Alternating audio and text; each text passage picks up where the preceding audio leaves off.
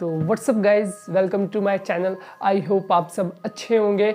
आज मैं आपके लिए बहुत ही इंटरेस्टिंग स्टोरी लाया हूँ जो बिल्कुल डार्क वेब से रिलेटेड है, क्योंकि इसका सारा रिलेशनशिप डार्क वेब से है।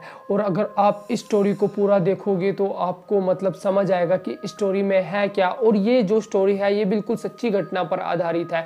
सबसे पहले इस स्टोरी को मैं स्टार्ट करने से पहले आपको एक चीज़ बता देना चाहता हूँ कि जो हम इंटरनेट यूज़ करते हैं, मतलब जो नॉर्मल पीपल यूज़ करते हैं इंटरनेट अपनी डेली लाइफ में, वो होता है सरफेस वेब। और वो बिल्कुल 5% है पूरे इंटरनेट का, और जो 95% है वो बिल्कुल deep web and dark web है।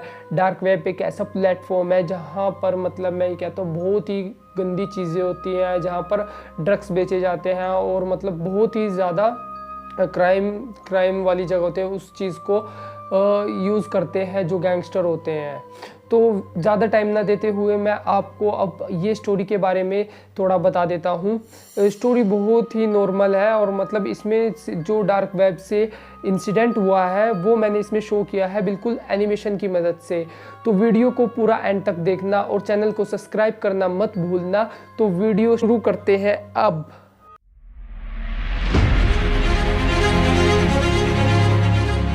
तो दोस्तों कहानी शुरू करते हैं। दिसंबर महीने का एंड चल रहा था। एक लड़का अपने घर में अकेला बैठा था और उस दिन उसके पेरेंट्स भी घर पर नहीं थे।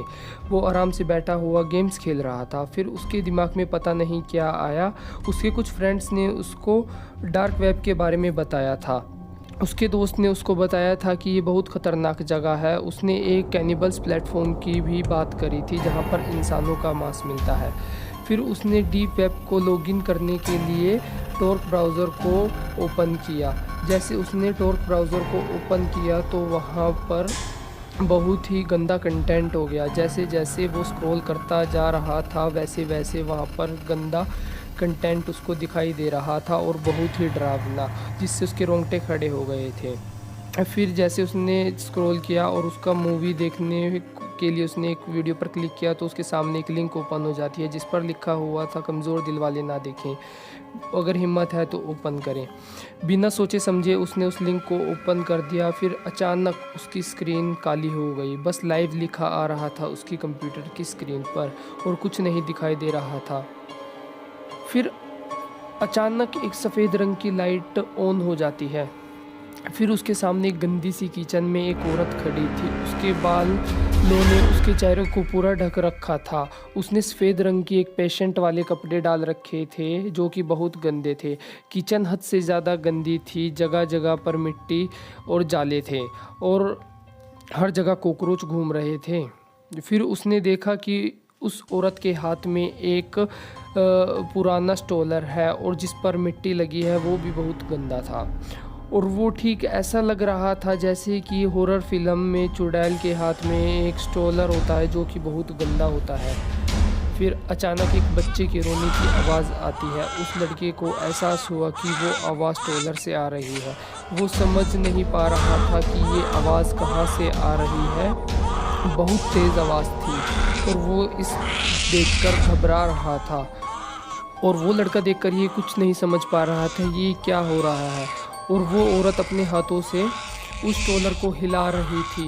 उसको ये सब देखकर बहुत ही डर लग रहा था और वो औरत का चेहरा बिल्कुल भी नहीं दिख रहा था, लेकिन उसे ऐसा लग रहा था कि जैसे वो औरत उसे लड़के को देख रही है। फिर वो उस बच्चे से बात करती है और अपनी डरावनी आवाज़ में बोलती है कि चुप हो जाओ मेरी प्यारी बच्ची, मत रो। उसे ये सब देखकर हैरान हो गया और वो औरत जितनी ज़्यादा ज़ोर से बोल रही थी उतनी ज़्यादा ज़ोर से वो बच्ची रो रही थी। फिर वो बच्ची को ज़ोर से बोलती है कि मेरी प्यारी बच्ची मत रो वरना मुझे तुम्हें सज़ा देनी पड़ेगी। ऐसा जब वो बोलती है वो उसको 2-3 बार बोलती है पर बच्ची बिल्कुल भी चुप नहीं होती है। फिर वो अपने हाथों से उस स्टॉलर को छोड़ देती है।